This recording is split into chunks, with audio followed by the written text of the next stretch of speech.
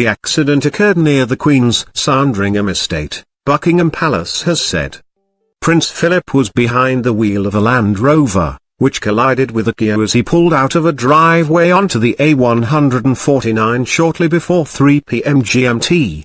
2 women in the Kia needed hospital treatment but have since been discharged. The Duke's Land Rover overturned in the accident but he escaped unharmed. Eyewitnesses said they helped him out of the vehicle. He was conscious but very, very shaken, they said. The Duke is back at Sandringham and has seen a doctor as a precaution. Norfolk police said it was force policy to breath test drivers involved in collisions and both had provided negative readings. But while Prince Philip is luckily unharmed, concerns for the Duke's health has been growing as he approaches his 100th birthday. While there is no need for unnecessary concern at this stage, it is understandable Britain will be preparing itself for the death of a member of its beloved royal family. Read more, Queen and Prince Philip's anniversary, 71 years in pictures, a look back at royal romance. What will happen when Prince Philip dies? The announcement: it is expected the palace will inform the BBC who will break the news first. If he should die overnight, the official announcement will come the next morning at 8 a.m. Flags all across the country will be flown at half-mast and the Prime Minister will decide which sporting and business events should be suspended on the day. The initial resting place: usually, when a royal or important public figure dies, there is a lying-in state at Westminster Hall, where the public can come and pay respects to the coffin. Lying-in state in the UK is given to the sovereign, as head of state, the current or past Queen Consort and sometimes former Prime Ministers. But, as is to be expected from the no-nonsense prince, it is thought he will go for a quieter, more private affair. It is thought the Duke's body will lie at St James's Palace while funeral preparations are made.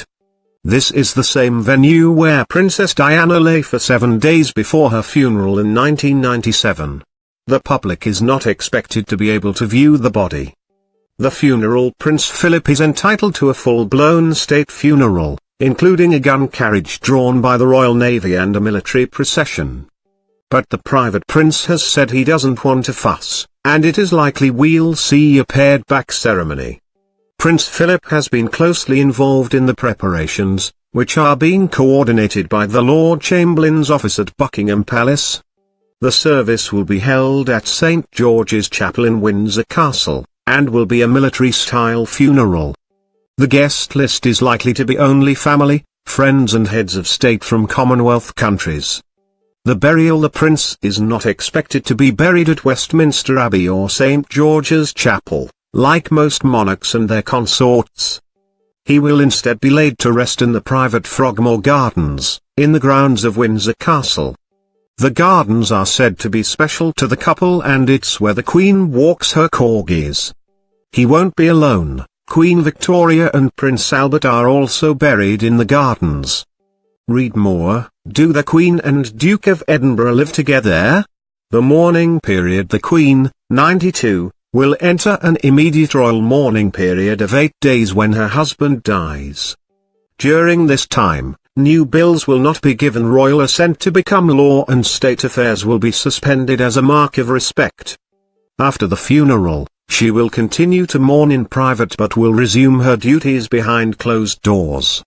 The royal family will enter an official royal mourning period for 30 days, after which the Queen will return to public life. What is next for the monarchy?